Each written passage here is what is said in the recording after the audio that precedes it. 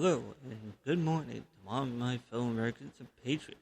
This is your boy, Patriotic Master, aka Timothy John Anderson, and welcome to another episode of the Patriotic Master Podcast. So, the election's coming ever closer, and this is what's on the ballot this year, is you have the rule of law versus lawlessness. And if you ask me what that means, look at Aurora, Colorado. Look at Aurora, Colorado, for this instance, for lawlessness. Because if you people haven't heard about the incident in Aurora, Colorado, Gaylord Governor Jared Polis has allowed a violent Venezuelan gang to take over an apartment complex, attack people, threaten people, and try to steal their money. And yet he lets them get away with it. He will not get the authorities involved or nothing. And these people have made it clear to him, these guys are a threat. And yet he will do nothing about it because he is a coward and he wants to let these thugs run amok. And you wonder why Colorado is falling apart. Because of the cowardice of liberals. Just like California's falling apart because of the cowardice of liberals. New York is falling apart because of the cowardice of liberals. New Mexico, Oregon, Washington, Minnesota, Michigan, Wisconsin, Illinois. I could go on and on about this. But the liberals are cowards. They are frauds, cowards, and they are the party of crime. Because they are the ones who always push for the bail reform. And look what happens when the liberals push bail reform. Look what it did in New York City. Look what it did in Michigan and Wisconsin. Look what it did in Minnesota. These thugs get let out on bail, without bail. And look what they do. They go back out and they commit the same crime again. How are you going to make these people learn from the errors of their ways if you're not going to make them have to pay a big amount of money for bail or make them spend some time in jail? I mean, obviously, a lot of these people, like murderers, rapists, they will never learn. They are never going to learn. They never will. Never have, never will. And it's a serious problem. But the thing is, you are never going to make your cities safe if you don't have bail. Because with this cashless bail thing, these liberals open the floodgates for unlimited crime. And right now, we are seeing massive problems going on in Aurora, California with these violent Venezuelan gangs taking over the apartment complex in Aurora, Colorado. Meanwhile, Gaylord Governor Jared Polis refuses to accept the problem at hand. He is refusing to acknowledge that it's happening. He said a woman who posted about it and said this problem was happening, he said, it was her imagination. The mayor of Aurora, Colorado said it was happening. Do the Democrats really got to be that fucking stupid to fucking claim that these problems with illegal criminals are our imagination? Does this have to happen at their own fucking doorstep before they're willing to admit this is a problem and needs to be stopped? I'm going to say this, guys, right now. I am irate at the fact that our government is unwilling to do their job to keep our cities safe by securing that southern border. You know how many of these people in this country are here illegally and have committed crimes but get away with it, get a free pass from liberals? Do you know how many of these illegal pieces of shit are in this country and they get free welfare, they get free food stamps from the government. Meanwhile, our veterans are left on the streets suffering. Our homeless are left on the streets suffering. And they don't even get a helping hand from anybody. They don't get nobody offering them the capability of getting help to try to get them off their feet.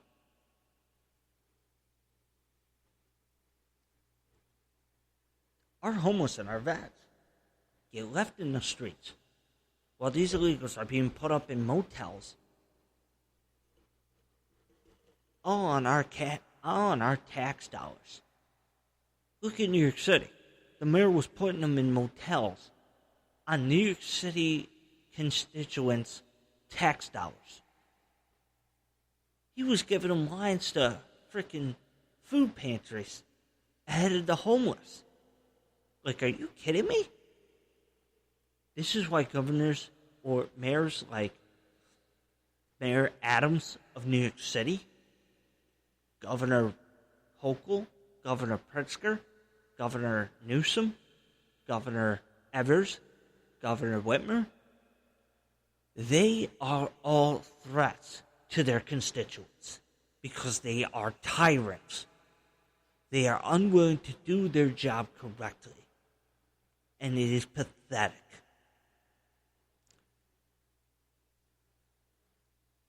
As of right now, I'll say the most pathetic one is Gaylord Jared Polis. I know people will try to say I'm homophobic and everything, but I'm not. I don't fear homosexuals like Jared Polis. I'm just pissed off at him because he won't do his damn job. The governor's job is to make sure his cities are safe, that his citizens are safe, that they are not threatened in any way, shape, or form by anything foreign or domestic. And right now, they have foreigners invading Colorado, taking over the city of Aurora, taking over their apartment complexes, and stealing people's money. And these guys are approaching these people with rifles. I'm going to say this right now. We said for almost 4 years, the last 4 years, we've been saying that this illegal immigration problem was going to get out of hand. We said it was going to get out of hand. We said that this was going to get worse if we didn't secure that southern border. And look what happened. Frickin' Aurora, Colorado is now suffering at the hands of violent Venezuelan gangs. And it's all because Pedo Joe and the Laughing Hyena were unwilling to do their job and secure the southern border and turn these illegal immigrants away. Because I'm going to say this right now. They are the ones letting people come across our southern border without paperwork, without green cards, or the proper paperwork to show they're coming here legally and that they're going to be a benefit to society. No. Joe Biden, Kamala Harris, basically let it happen because this is their initiative, along with their globalist master, George Soros. That is their way of destroying America, is by allowing the illegals to come in, whether it's violent Venezuelan gangs, Mexican gang members, murderers from their countries, terrorists from the Middle East, who fly over from the Middle East to Mexico or one of the South Central American countries and then come running across our border illegally because they know it's an easy way to come in this country and commit an act of terror. These people don't know who's coming in here, and they are allowing it to happen because they know it's the best way to cause the country's collapse. This country is going to collapse if we don't do something about it. And the GOP has the opportunity to turn this around. But unfortunately, the GOP screwed up when it came to the presidential election. because they chose the con man, Donald Trump, a third time, instead of going with the true ultra-conservative Ron DeSantis. Because we all know Ron DeSantis is more appealable with the independents and more appealable to our GOP base. Because all Trump has done is managed to alienate his base with his attack on ultra-conservatives, his attack on the pro-life movement, and his attack on the GOP base alone. I mean, the most stupidest thing this guy could have said was when he first stated, "Oh, I don't need your votes. I got the votes I need to win this election." It's like, you shouldn't be saying that. It's like, you're supposed to be convincing people to get out there to vote for you. Not convincing people to stay home because you got the votes already. It's like, stop. Overconfidence is always a killer. Look at Hillary Clinton. The overconfidence killed her during the 2016 election. Then again, I think Trump's election in 2016 was simply a fluke because everyone was just tired of the establishment and their constant political games, because it was always just constant politician against politician.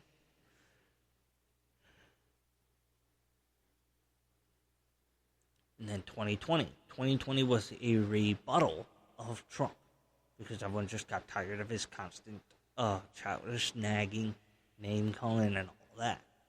Now 2024, this is the problem with 2024, is like, you got two of the most hated politicians there are. You got a former business mogul who became president for one term, got ousted, and yet tried to claim election fraud, and then suddenly you got people riled up. And here's the thing: I know almost half of those people that were arrested, almost half of those people were Democrat operatives. But the problem is, a lot of those people who are in jail right now in D.C. are Trump supporters. And the problem is, they put themselves in that predicament when they stormed the Capitol. These people got into the Capitol, and yet Trump should have known better. Trump should have known better and said, "Hey, listen, go home, let us deal with this in court." Because you know what? It's up to a judge to decide if there was actually any evidence of election fraud. The judges proved there wasn't. But yet, he had his supporters storm the Capitol. And the worst part is that Trump was responsible for a military vet, Ashley Babbitt, getting shot, because he influenced her and many others to storm the Capitol. But yet, the Democrats aren't going to hold this the Capitol District police officer who shot Ashley Babbitt in cold blood. They're not going to hold him accountable. They're not going to charge him with murder. No. They've let him go underground, they've protected him, and they've covered up his tracks so that he can't be found. Because what's funny, they were quick to convict when it came to the cops in the George Floyd case. But yet, in Ashley Babbitt's case, because it was a black officer shooting a white woman, they turned a blind eye to it. But because a white officer knelt on a criminal's neck, which had no influence to his death, mind you, what really killed him was the coroners and everything. I've seen this all on X. People posted about it, that they said that the coroners did a autopsy, and that what really killed him was the drugs in his bloodstream. They said the drugs is what really killed him, not the officer kneeling on his neck, but the drugs. Although they do say that kneeling on his neck didn't help him, it didn't kill him though. And that's the problem. But yet liberals were so quick to convict because they wanted to make an example out of this officer. But yet they weren't willing to convict a black officer of the Capitol District PD down in D.C. who shot Ashley Babbitt in cold blood. She was not armed. She was not a threat. She was a 5 foot. I can remember exactly her height, but she was a short woman. She was a short woman. She had no weapons. She was not a threat. And yet this black officer shot her in cold blood. And yet this guy was willing, they were willing to turn a blind eye to it. It's like, no, what this officer did was murder. It's like, why aren't you holding him accountable? And this was the problem. Because he was paid by the liberals to shoot her. He was bribed by the liberal government officials to shoot Ashley Babbitt. They told him to shoot anybody who tried to come through that door. And that's the problem. The liberals knew that Trump was going to hold a rally outside the Capitol on January 6th. Trump offered to bring in the National Guard, but Pelosi didn't because she wanted this to happen. But then again, Trump should have known that something was going to happen and that he was going to get set up for it, and he should have just told people to go home. Both sides are accountable for this. And the fact that the GOP tries to play that Trump's a victim in all this, was the victim in the whole January 6th shit, is bogus. And the GOP knows that. Instead of trying to coddle to him, the GOP should have been focused on winning elections. But instead, they coddled to him. They talked about working with him. They talked about helping him and standing with him, instead of talking about where they stood on the issues. And this is why the GOP lost important seats, like Pennsylvania Senate seat, both Georgia seats, both Arizona seats, the Maryland and Massachusetts governorships, the Arizona governorships, the Attorney Generalship in Arizona. These were all important positions the GOP should have held, but yet because they were too busy coddling Trump, they lost. And then also we failed to take the Secretary of Stateship in Arizona as well. And that was because all three were Trump cultists. Now, mind you, the guy running for Arizona's 8th District, which Debbie Lesko retired to run for Maricopa Board of Elections, the guy running for her to replace her in the House, Abe Hamadeh, he's a very well-respected military officer. And I think he's a very good candidate, you know. He's very bright, very wise, knows what he's talking about.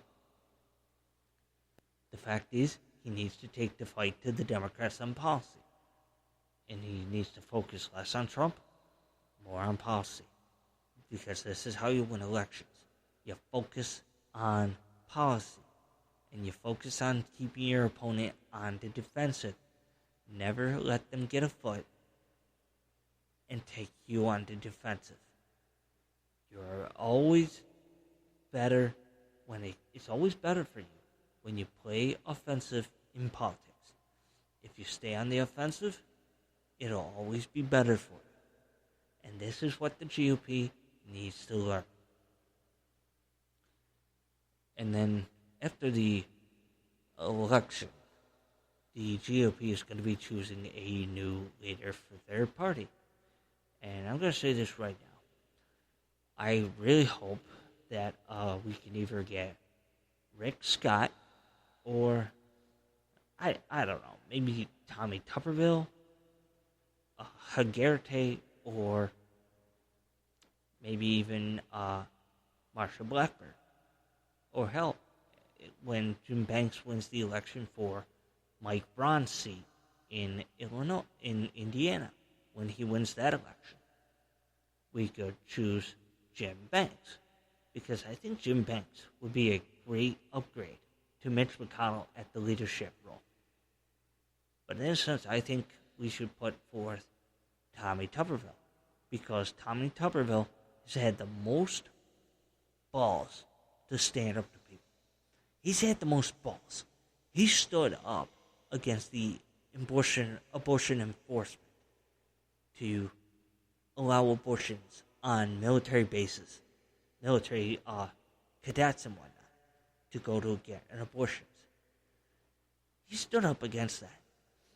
And all the others coddled to the left on this. And yet he stood strong and he took the fight about it. He took the fight on for it. And so, yeah, I think Tommy Tuberville would probably be an upgrade from McConnell. But if anything, we're probably going to end up, because the establishment has been protected by Trump, we're probably going to end up with somebody like Todd Young, from the other senator from Indiana, or Steve Daines from Montana,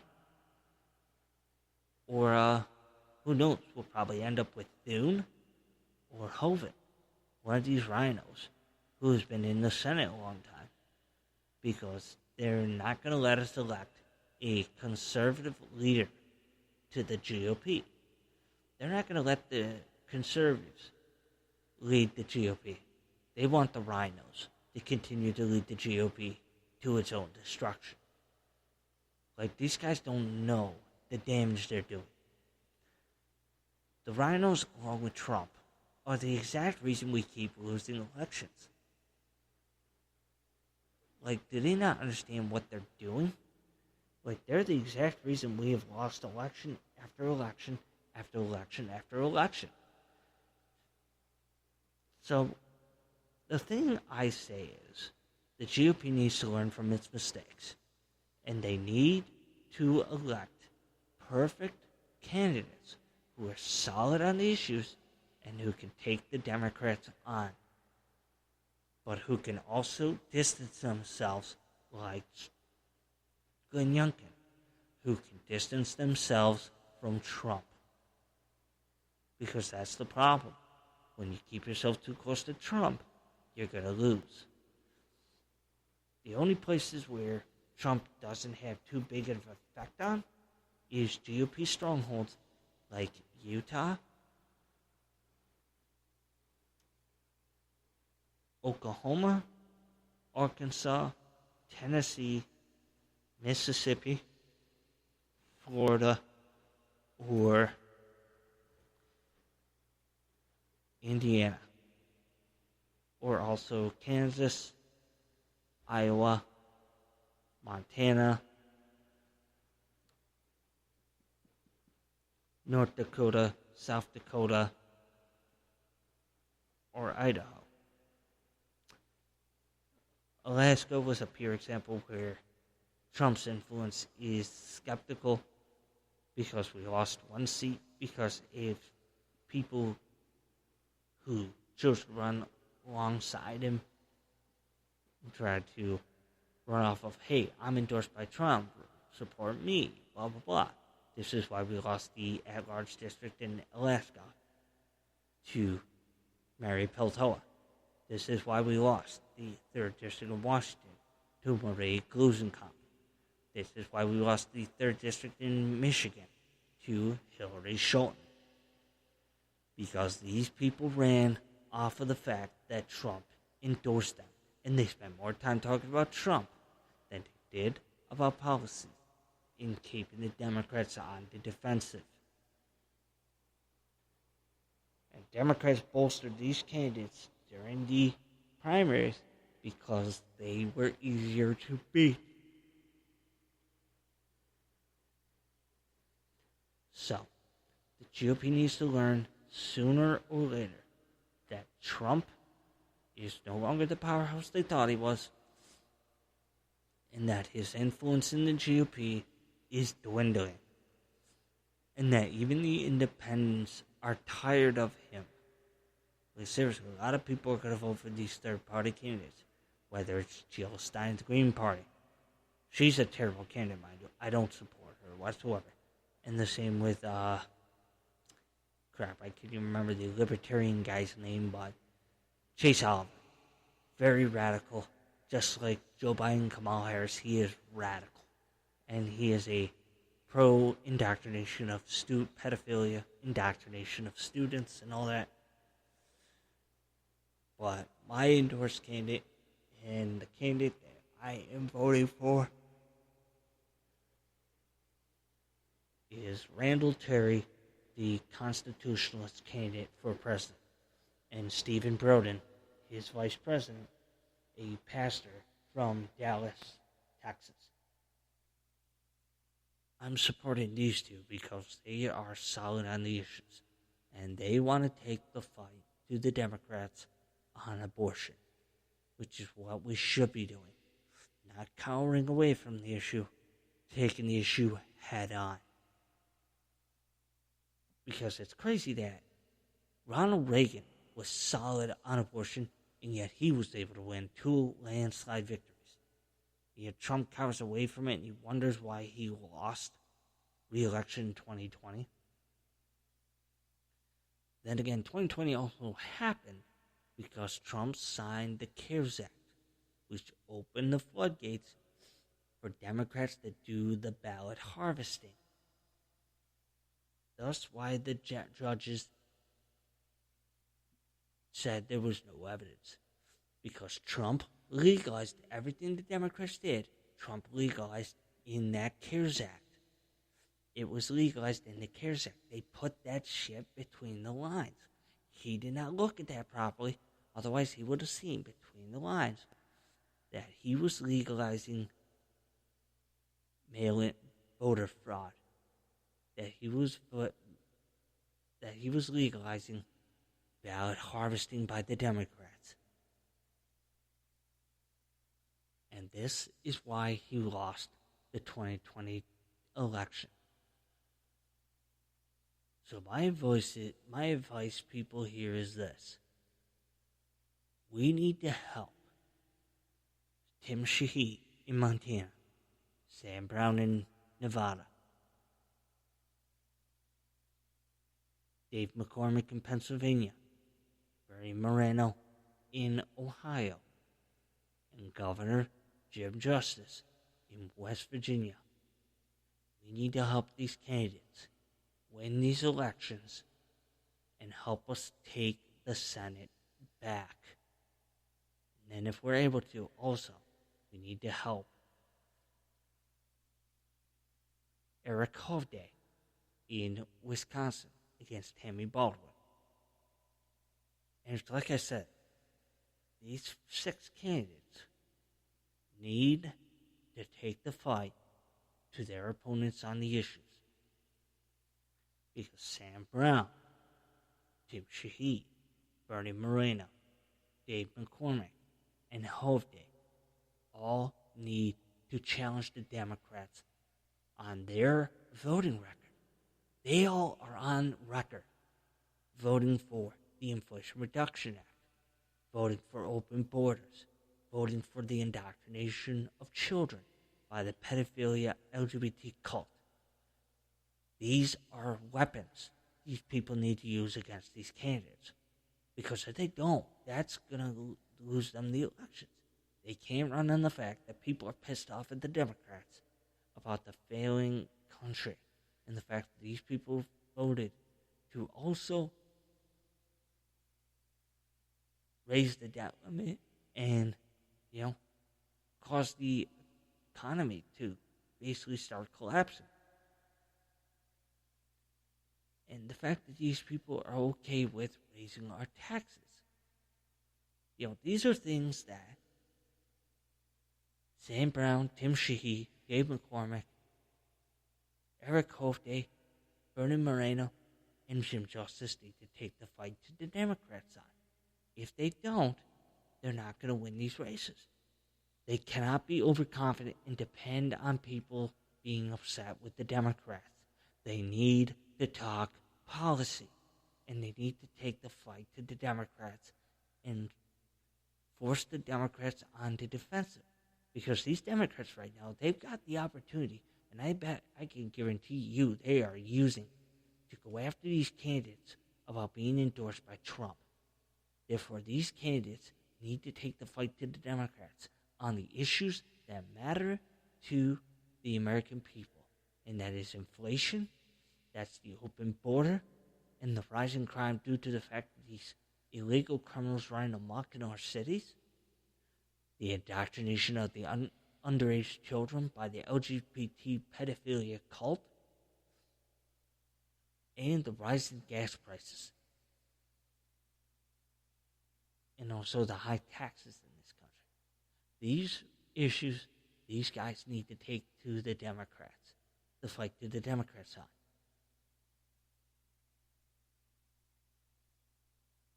And if these Democrats try to bring up the abortion issue, the Republicans need to make it clear to the Democrats.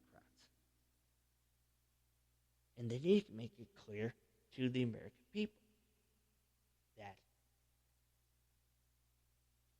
the issue was already decided by the Supreme Court, and the issue was given back to the states. And the GOP needs to make it clear to the people. Federal level, we will not pass abortion bans. Even though I don't like saying it, it's what the GOP aimed at, was giving it back to the state levels. And it's like I've said before. If we want to ban abortion in states like California, Oregon, Washington, Illinois, New Mexico, Colorado, Nevada,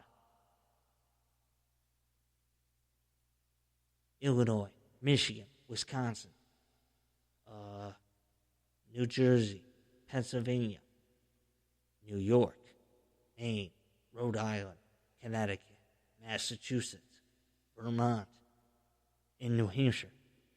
We need complete control of the state governments.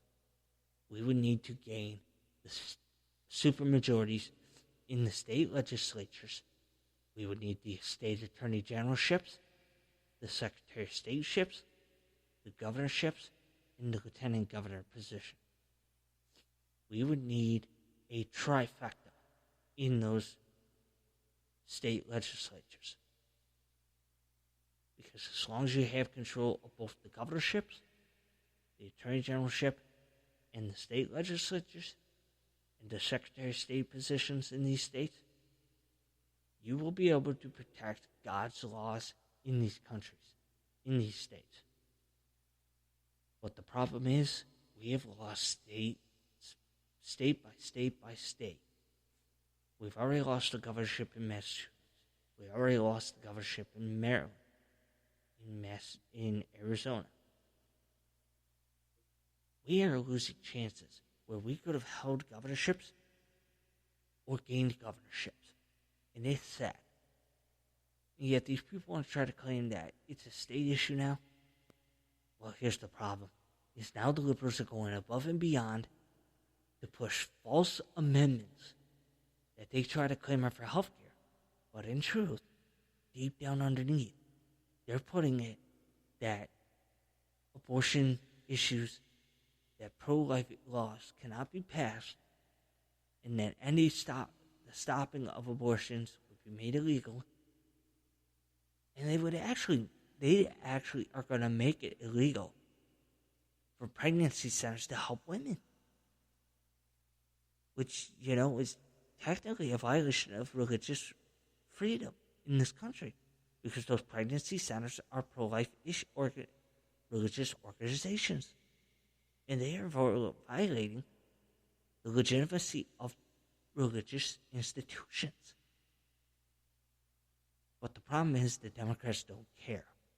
The Democrats are a far-left fascist organization in the world.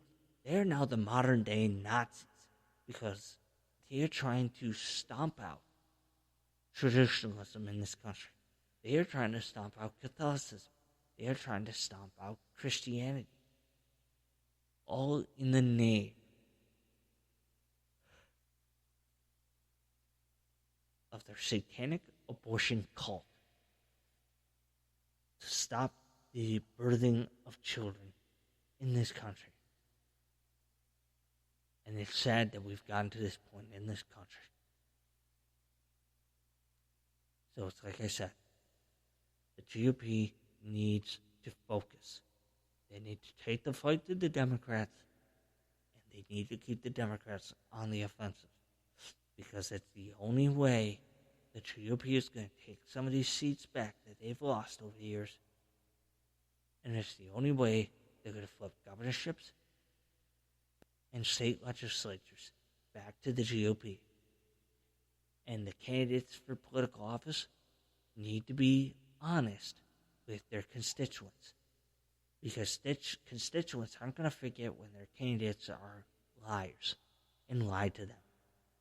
These guys need to be honest about their positions on the issues and hold true to their positions. They can't be cowards and flip-flop like Mike Rogers or Mitt Romney. They need to understand that the people will remember betrayal or dishonesty. So yeah, these are the things the GOP needs to do in order to take this country back completely. So, well, that's it for me today, guys. Hopefully you all have a great rest of your Memorial Day, Labor Day, and have a good rest of your week, guys. So, Red Wave 2024. Let us take this country back, my fellow Americans.